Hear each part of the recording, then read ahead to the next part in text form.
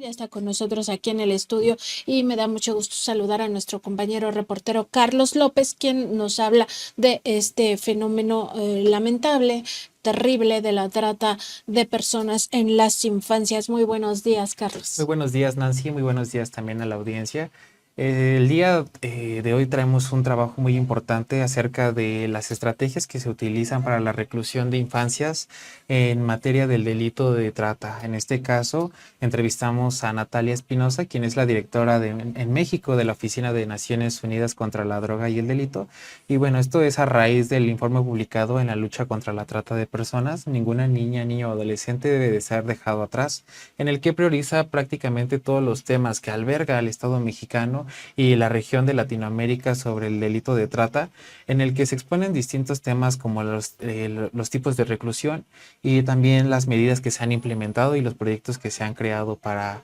poder mitigar o reducir este desafortunado delito que sufren las infancias. Nos vas a presentar justamente parte de esta entrevista. ¿Qué te dijo la titular de esta oficina de las Naciones Unidas contra la Droga y el Delito? Sabemos que es una oficina que además está especializada a nivel global de analizar pues estos ilícitos, pero también de proponer algunas estrategias para ir evitando justamente la comisión de estos crímenes. Sí, pues es muy importante destacar que esta entrevista está dedicada también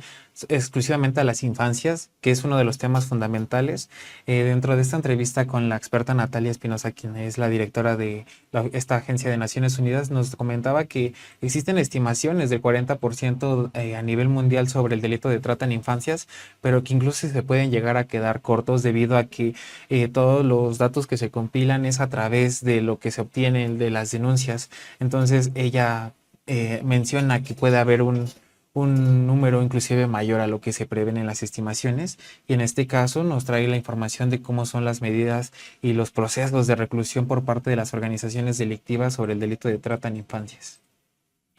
En el último reporte mundial y también en estudios que han hecho, por ejemplo, en el Consejo Ciudadano, se ha identificado que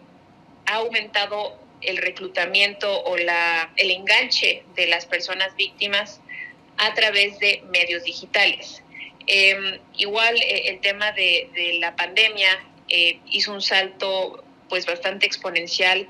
a la hora de pasar de contextos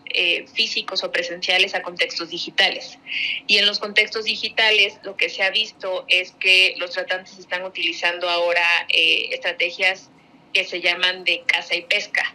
en las que lo que hacen es básicamente subir, bueno, hay diferentes mecanismos, pero en algunos casos lo que hacen es subir perfiles falsos a través de los cuales envían mensajes atractivos para atraer a los niños o a las niñas. También se crean perfiles falsos a través de los cuales contactan directamente a las niñas y a los niños, asumiéndose como si fueran también personas de su misma edad. Eso es por un lado, y también se ha visto que se está implementando también o se está haciendo el contacto a través de videojuegos. Estos son algunos de los temas que ahorita se están viendo en tendencia a la hora de enganchar a niñas, niños y adolescentes. Los riesgos a los que se enfrentan las infancias y en general las familias que son destrozadas por la comisión de estos crímenes pues están latentes en el día a día. Hay que tener pues precaución si hay menores de edad en nuestras familias pues para que no caigan en estos métodos de reclutamiento. Carlos, ¿qué más te comentó la experta? Sobre todo pensando que quizá este informe pueda darnos luz de cómo cuidar cuidar mejor a nuestros niños, nuestras niñas y nuestros adolescentes? Pues es importante también señalar que este informe fue realizado en la escala mundial y nosotros queríamos saber qué sucede en el entorno nacional. Y bueno, en México mencionó que las infancias se ven expuestas por diversos factores como estos métodos de operación de las distintas organizaciones delictivas, y por eso preguntamos cuáles son las medidas implementadas por el gobierno mexicano y estos organismos internacionales de Naciones Unidas para poder reducir el tema de la trata en infancias. Desde la cooperación internacional se tienen diferentes iniciativas, en específico en el trabajo que tenemos nosotros en campo hemos tenido varias iniciativas con comunidades indígenas y afromexicanas. Desde el 2018 se implementó una iniciativa para poder iniciar con los procesos de detección y de reconocimiento de casos de trata de personas en comunidades indígenas de 3 entidades del país, en específico de San Quintín, Baja California, de Tlaola, Puebla y de Papantla, Veracruz. Y ahora, a partir del año pasado, se inició con otra iniciativa o la continuidad de este primer proyecto para ampliarlo también a cómo podemos nosotros abonar en las instituciones que se encuentran a nivel local, es decir, a nivel municipal, en sus procesos de cómo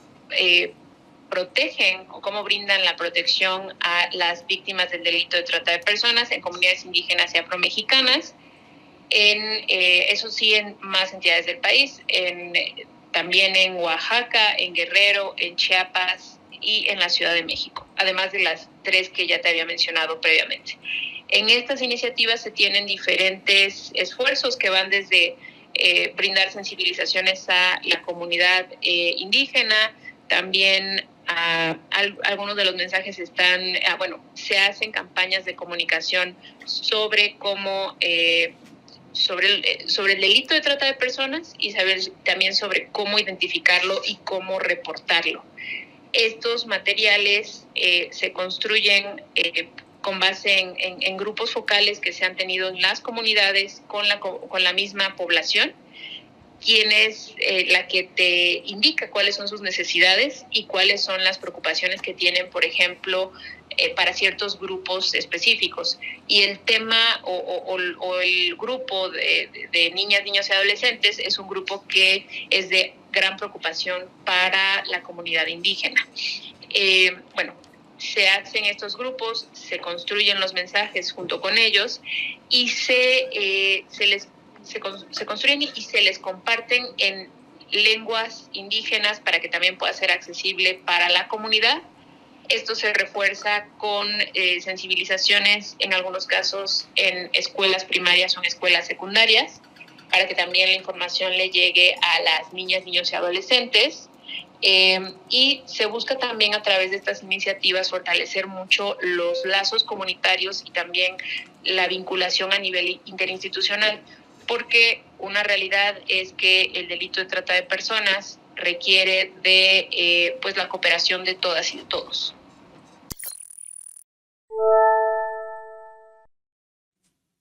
De alguna manera los cuidados pues no solo deben de recaer en las autoridades, en este caso tanto nacionales como también en estas instituciones internacionales, sino sobre todo me parece a mí que en los cuidadores y las cuidadoras de estas infancias, no solo en el hogar, también en las escuelas o en las guarderías o en estos espacios públicos donde conviven los niños, los parques, las plazas públicas, etcétera. O sea, siempre hay que estar atentos a cómo se están desarrollando los niños, las niñas y sobre todo también poner atención pues en el ciberespacio, que es otro de los temas que se abordaron en esta entrevista. También hablaron de las vulnerabilidades. Hay sectores que son muy vulnerables incluso por sus condiciones de marginación, de pobreza, ser parte de los pueblos originarios. En ese sentido, Carlos, ¿qué se aborda tanto en el informe como en esta entrevista? Pues me gustaría rescatar esto que partes o que planteas sobre los niveles de reclutamiento que hay a las infancias, principalmente en estos niveles de globalización y el acceso al Internet que se incrementaron durante la pandemia, una de las cosas que nos señaló, pero igual esta parte de los grupos vulnerables que se encuentran en un constante riesgo por la situación de vulnerabilidad, por una cuestión de marginalidad social y otros factores que no abarcan distintas interseccionalidades en estos grupos y precisamente por eso abordamos sobre cuáles son las lenguas que se utilizan para comunicarse con los grupos indígenas en cada una de las estrategias que están implementando en las regiones del sureste y del norte de México. Te platico un poquito acerca de las experiencias que hemos tenido y también también compartirte el alcance de las iniciativas que tenemos. Cuando nosotros trabajamos en Oaxaca, el trabajo que nosotros hemos tenido a lo largo de todos estos años es a través de las casas de la mujer indígena y afromexicana. Estas casas de la mujer indígena y afromexicana se encuentran ubicadas en diferentes regiones de los estados y en particular en Oaxaca, por ejemplo, estamos trabajando con Santa María Cortijo, que es una población, que es un municipio principalmente afromexicano, en donde no hay un tema de tener que traducir los materiales a lenguas indígenas, porque ahí ya hablan español. Pero, por ejemplo, también estamos trabajando con Chalchihuitán, Chiapas, y en Chalchihuitán, Chiapas, ahí sí hablan tzotzil. Entonces, ahí la forma en la que nosotros hemos abordado la implementación es a través de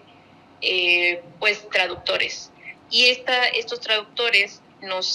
traductores y también en algunos casos dentro de las mismas casas de la mujer indígena, las mujeres indígenas también hablan las lenguas y nos ayudan a poder compartir los conocimientos. De esta manera hemos hecho nosotros ese acercamiento hacia las comunidades indígenas. También nos hemos valido de colaboración con la academia, que también tiene un amplio conocimiento y mucho trabajo en campo dentro de las comunidades indígenas sobre las lenguas, que era lo que me comentabas. En la anterior implementación del proyecto, los materiales se hicieron en totonaco, en náhuatl y en mixteco, porque fueron las lenguas que los estados, tanto de Veracruz, en este caso tanto de Papantla como Tlaola como San Quintín, nos compartieron que eran las lenguas prioritarias para ellos. Y ahora en la siguiente implementación que hemos estado teniendo, nos han compartido una lista, creo que son 14 o 16 lenguas. No tengo ahorita el listado completo, pero lo que nosotros hemos platicado es, cuáles son las principales lenguas que se podrían hacer, y si no mal recuerdo, también sería en tzotzil, en mixteco, y no recuerdo ahorita la otra, pero son 3 las que nos han dicho que son también prioritarias para estos espacios en los que estamos. Es importante recalcar que obviamente esto depende del municipio con el que estamos trabajando, y que eso obviamente no refleja a toda la comunidad indígena que existe dentro de estos estados.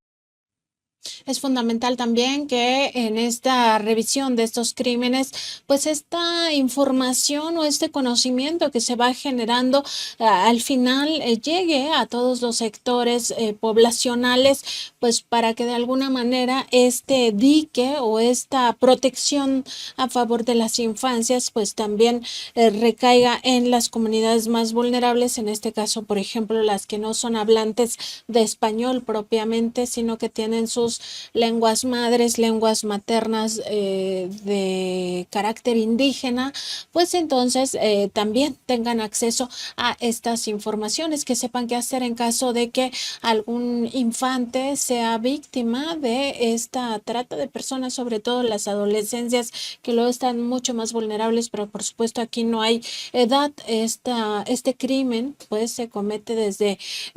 robarse a niños recién nacidos hasta hasta pues adultos, ¿no? Entonces el abanico pues de la criminalidad es muy amplio y sí, importante que toda esta información llegue a estos pobladores, estas personas que quizá estén en una situación mucho más vulnerable que otras, que tienen acceso más frecuente a este tipo de informaciones, Carlos. Y es que es importante también crear estas estrategias y es una de las preocupaciones que tiene la Agencia de Naciones Unidas contra el delito y la delincuencia. También menciona que han colaborado con el gobierno federal en la última administración. Se crearon también estas estrategias debido a los altos índices que se registraron en la zona sur de México y en el norte. Y también detalla que estas regiones la explotación puede estar más vinculada a la explotación sexual. Por eso, en el siguiente clip, la experta nos habla de los modos de operación de reclusión en las comunidades indígenas. Depende ahí, bueno, te platicaré que ahí depende de cada región. Hay espacios geográficos en los cuales la forma en la que enganchan a las comunidades, es que voy a poner ejemplos. La población que llega a San Quintín y que vive en comunidad indígena, o la población que es explotada en San Quintín, la mayoría de ellos proviene de estados del sureste de la República y han sido enganchados a través de mensajes o de perifoneo en el cual les ofrecen ofertas laborales, y lo que ocurre es que se va toda la familia a San Quintín, por ejemplo, y ahí los explotan en los campos agrícolas. Ese es, por ejemplo, un caso. Pero hay otras regiones en las cuales lo que ocurre está más vinculado a lo mejor a un tema de explotación sexual, que en donde las familias intercambian a las hijas para obtener cierto beneficio económico, y ahí, por ejemplo, la modalidad es explotación sexual. Hay otros lugares en los cuales también existe el tema de deudas y digamos que engañan a la gente para que adquiera una deuda económica, y a partir de esa deuda económica es que empieza a haber este proceso de explotación y amenazas. Hay otras regiones en las cuales también existen situaciones de explotación laboral. Hay otras en las cuales también hay un tema de también de crimen organizado, en el cual las niñas y los niños son cooptados a través de falsas promesas de dinero en estos espacios. Entonces, creo que ahí, para contestarte, depende o varía en función del lugar en el que se encuentren.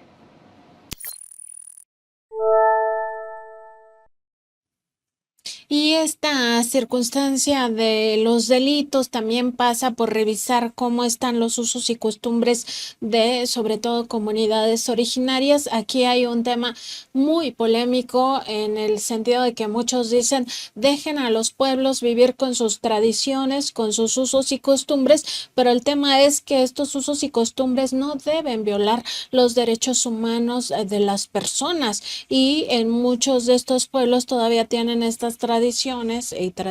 entre comillas, de, por ejemplo, permitir el matrimonio infantil. El matrimonio infantil en México está prohibido, y con esto nos referimos sobre todo a aquellas comunidades donde se permite que niñas menores de edad pues se casen con adultos que les llevan 10, 20 años, y que en realidad eso es violatorio a sus derechos humanos. En ese sentido, Carlos, ¿qué pudieron conversar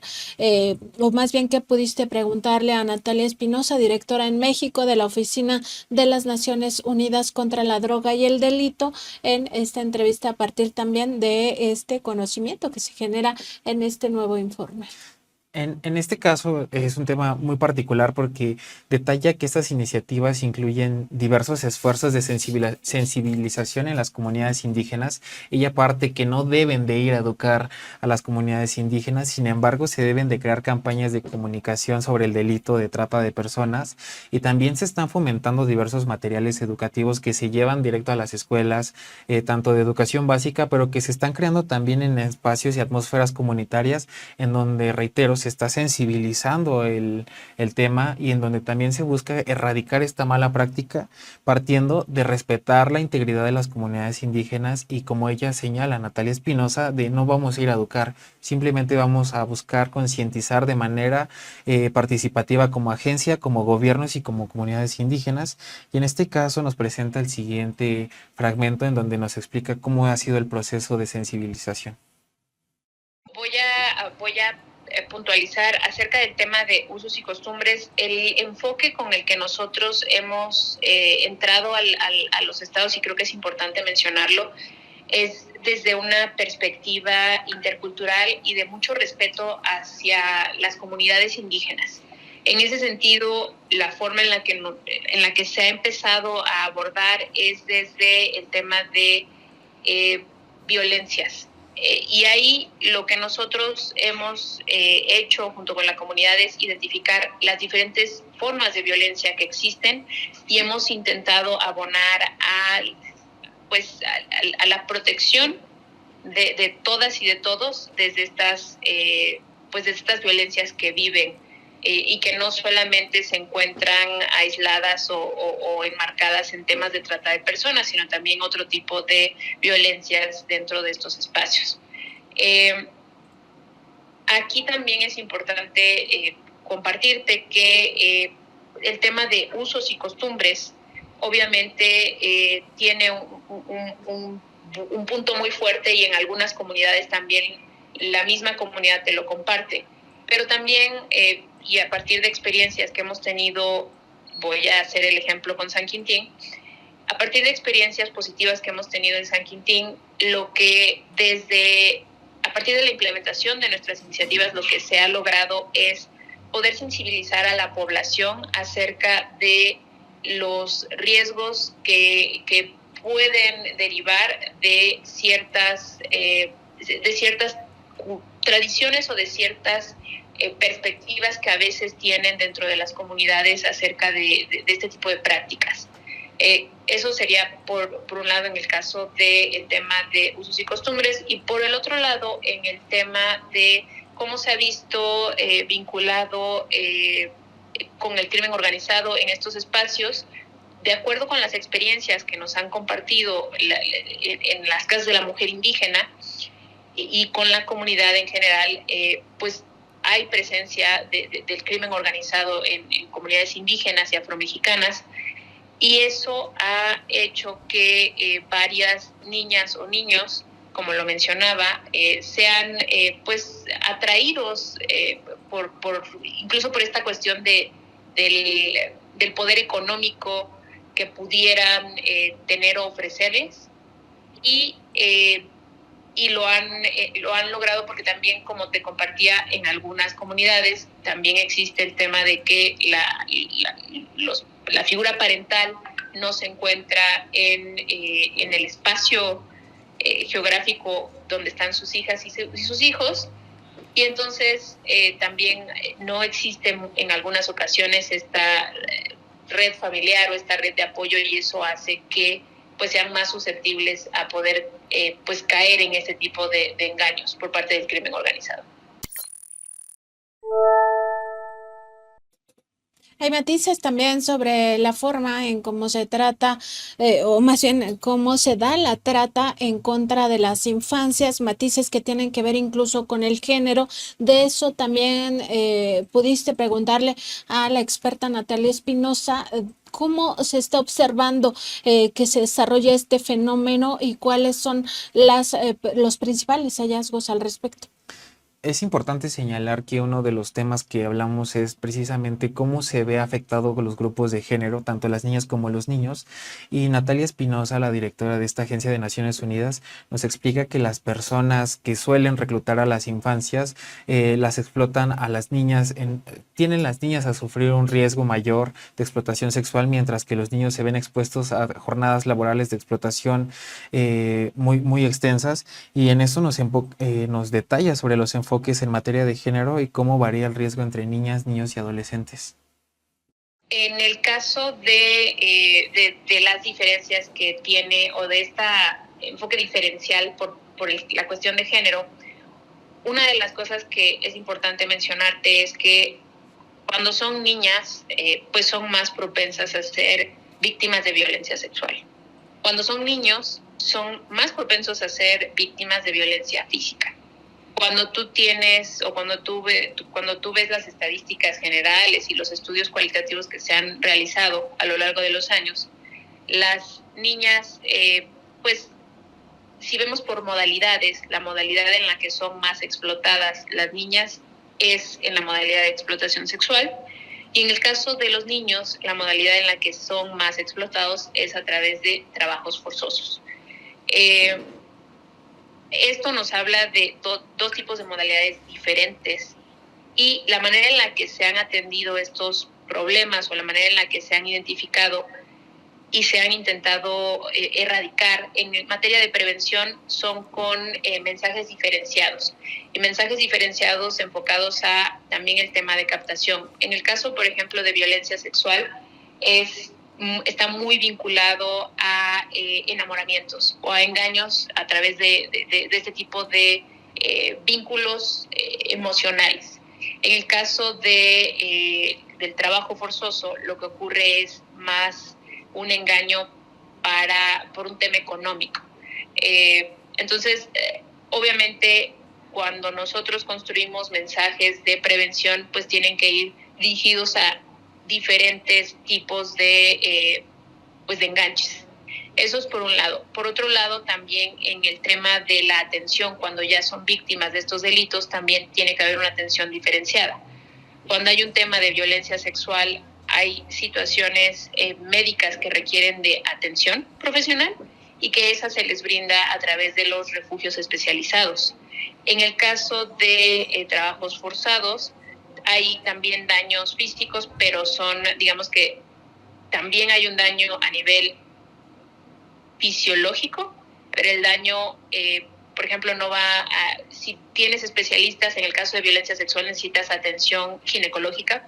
y quizá en el caso de trabajos forzados es otro tipo de atención. En el caso de violencia sexual, el trauma que se genera es distinto al trauma que se genera por explotación cuando hay violencia física. Entonces, la atención que se les brinda en los espacios especializados también atiende a esta diferencia en la manera en la que han sido explotadas y en la manera en la que el trauma de ellas y de ellos es vivido y reconocido.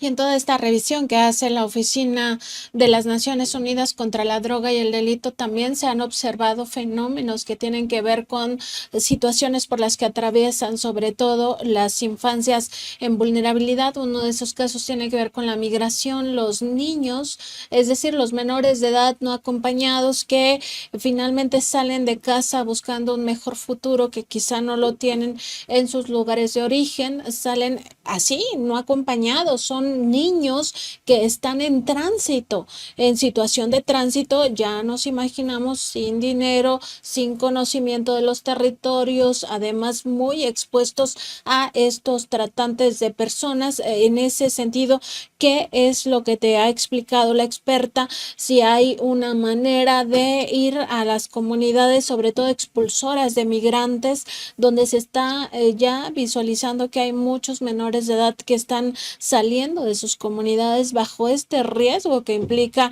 la propia migración, y si hay particularmente algunos riesgos que enfrentan las infancias en esta situación de tránsito. Sí, en este informe mundial Natalia Espinosa nos detalla que que las infancias migrantes no acompañadas tienden a sufrir mayores riesgos de ser reclutados por grupos de la delincuencia organizada. Ella menciona que una de las prácticas más comunes es a través de estos coyotes o conocidos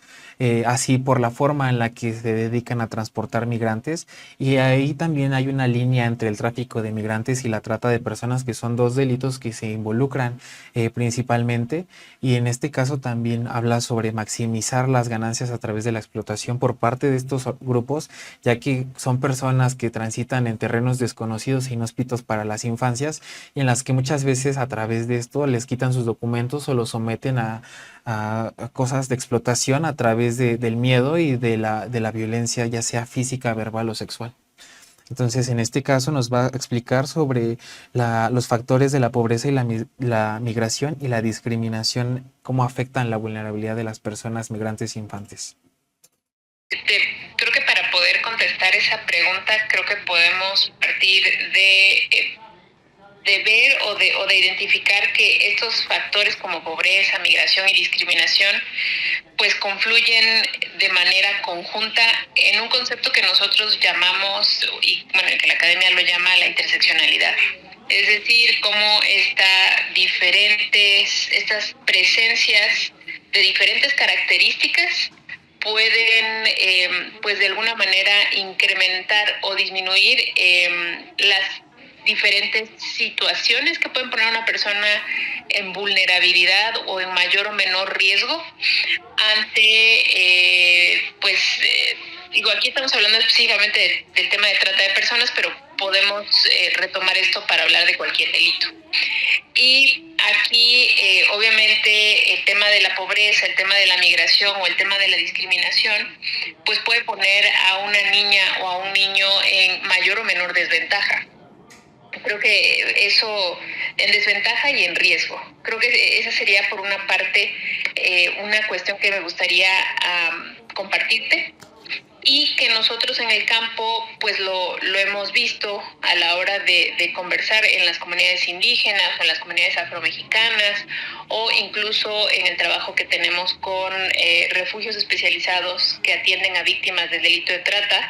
y lo que ahí nos han compartido, ¿no? Que justo una niña o un niño lamentablemente se ha convertido en víctima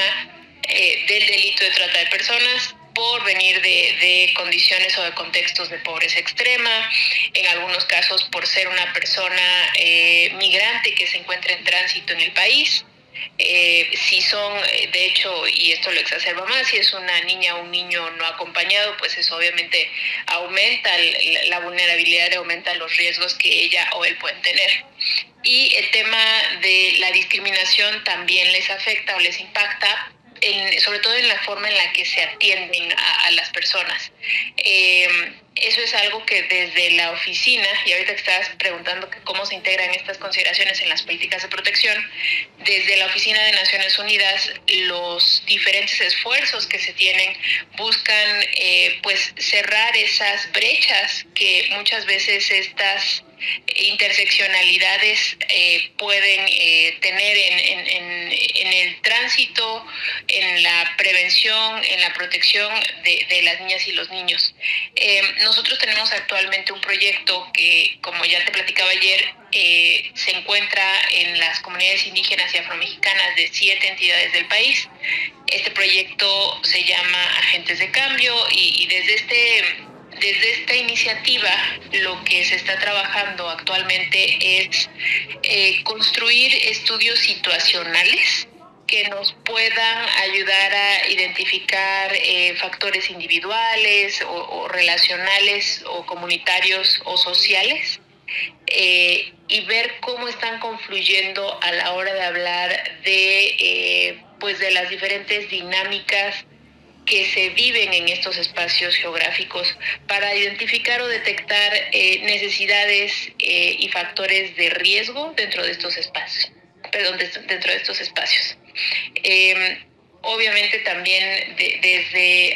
compartirte que esta iniciativa, que es el proyecto Agentes de Cambio, se trabaja de la mano con la Comisión Intersecretarial contra la Trata de Personas, que es el máximo órgano a nivel federal que guía la política pública en materia de trata de personas. Y así como nosotros trabajamos de la mano con la comisión a nivel federal, también trabajamos de la mano con las autoridades o las instituciones a nivel local, ya sea a nivel estatal o a nivel municipal. Y también en algunos casos, o en la mayoría de los casos, trabajamos con organizaciones de la sociedad civil y con la comunidad en general, de manera tal que todos estos enfoques de protección, o esta vista o esta mirada que integra la interseccionalidad y el entender y el atender con esta perspectiva de diferenciada, y entendiendo que pues las personas en general tenemos pues diferentes capas o diferentes elementos que pues nos pueden poner en mayor o menor situación de vulnerabilidad. Entonces digo, nada más esto es para que también puedas tú conocer las estrategias de protección. Siempre van acompañadas obviamente de un enfoque interseccional, como lo mencionaba, que considera estas diferencias, pero también con una perspectiva de derechos humanos, también desde el interés superior de la niñez, atendiendo a que las estrategias pues sean integrales y abonen al desarrollo integral de las niñas, niños y adolescentes. Y también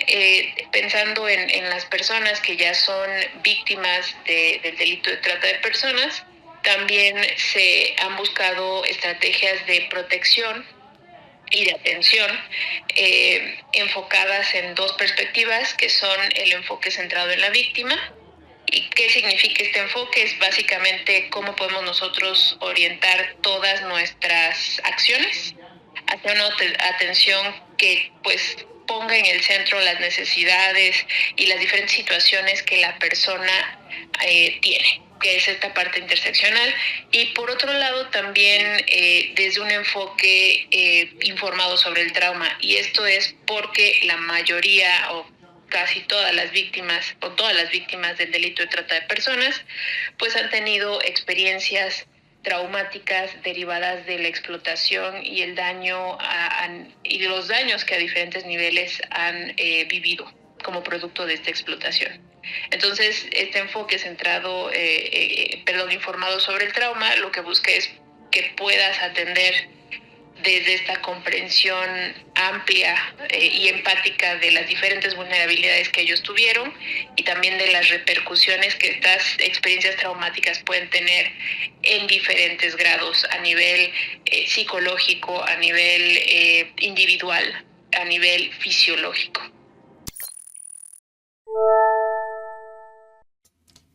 Y si no hay un peor escenario quizá para los menores de edad que estar en situación de tránsito, en situación de pobreza, en situación de atravesar por un territorio desconocido, y además donde está pues a la vuelta de la esquina prácticamente este delito de la trata de personas. Importante visibilizar lo que significa el hecho de que niños, niñas sean expulsados de sus países porque no hay oportunidades para una mejor vida. Ellos al menos sienten eso y entonces viajan sin compañía. En este otro caso también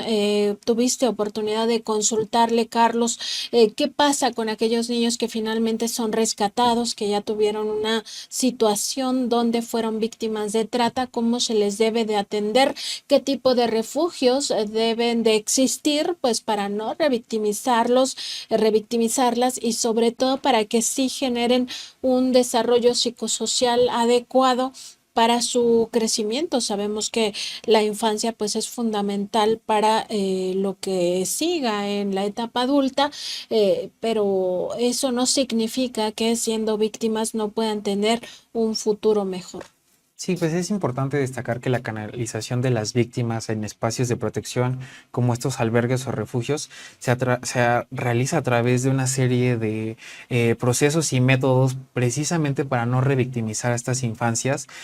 Como principal acción, lo que se realiza en estos mecanismos es generar la denuncia, y esta denuncia está acompañada de un seguimiento jurídico que ofrece la Agencia de Naciones Unidas, en el caso mexicano en colaboración con la Organización Internacional de Migración y el Gobierno de México, y además se hace un enfoque de salud psicológica y un enfoque de salud pública en el caso de que sean personas migrantes,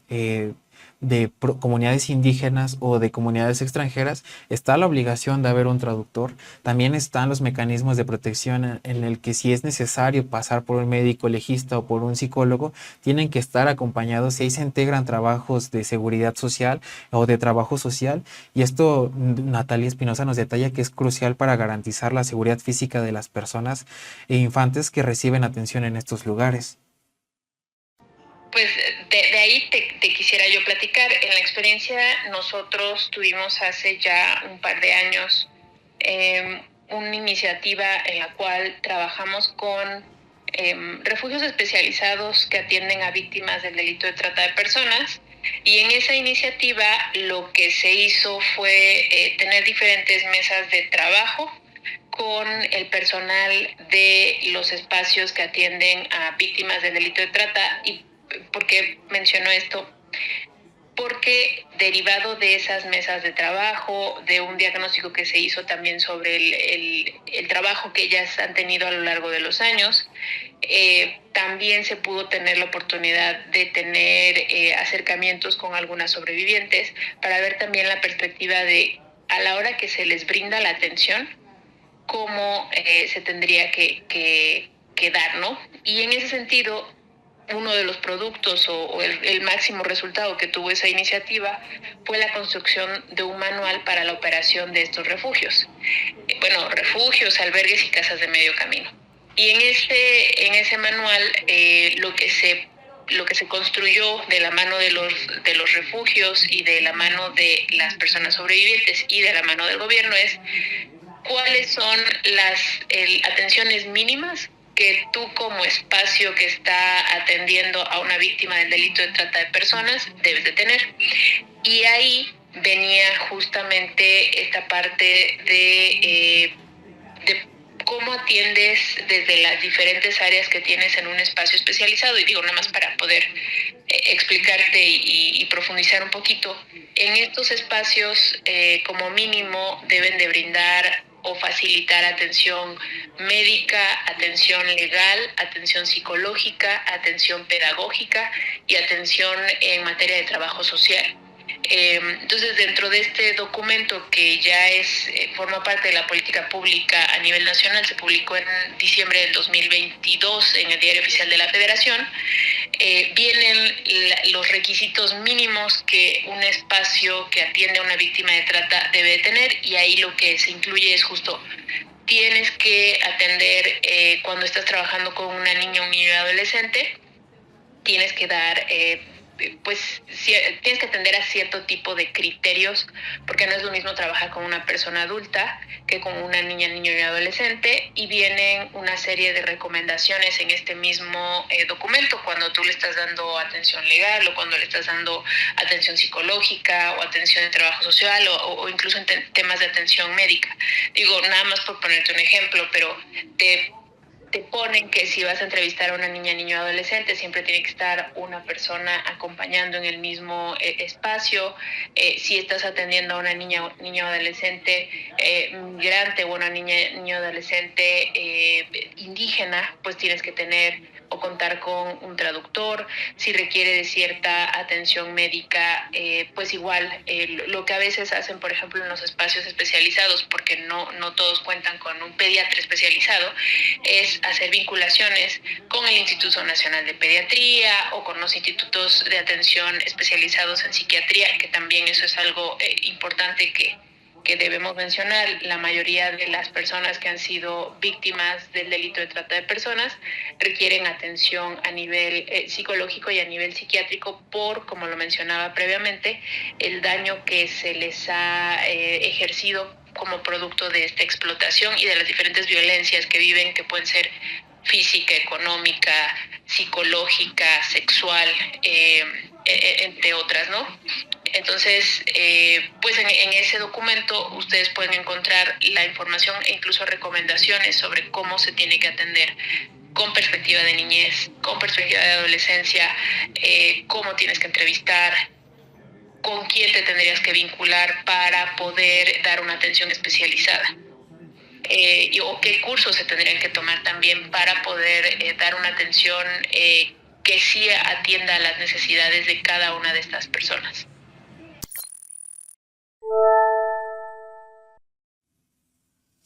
Y importante también revisar este tema de cómo se atienden ya a las víctimas de trata que han sido rescatadas, sobre todo cuando son menores de edad, pues no es lo mismo que atender a una víctima adulta, aunque por supuesto prácticamente en ambos casos se tienen que tener las mismas herramientas, como por ejemplo esta atención psicosocial, etcétera. Carlos, ¿con qué cierras este trabajo? Pues es importante destacar que el cuidado de las infancias debe de estar garantizado desde el hogar y debe de crearse una atmósfera sana en estos entornos y contextos. También debe de haber una garantía por parte de la justicia en que los derechos humanos se prevalezcan y atender las causas y las necesidades de los grupos que son vulnerados, y además de seguir con este combate en contra del delito de trata en infantes, pues es importante destacar que la colaboración que el gobierno de México ha realizado con agencias internacionales habla de el compromiso que existe en esta lucha para erradicar o mitigar el delito de trata en infancias, Nancy. Pues muchas gracias, Carlos, por este trabajo, esta entrevista que nos presentas el día de hoy, y te deseamos que pases una feliz tarde, un feliz fin de semana. Muchas gracias, Nancy. Feliz fin de semana.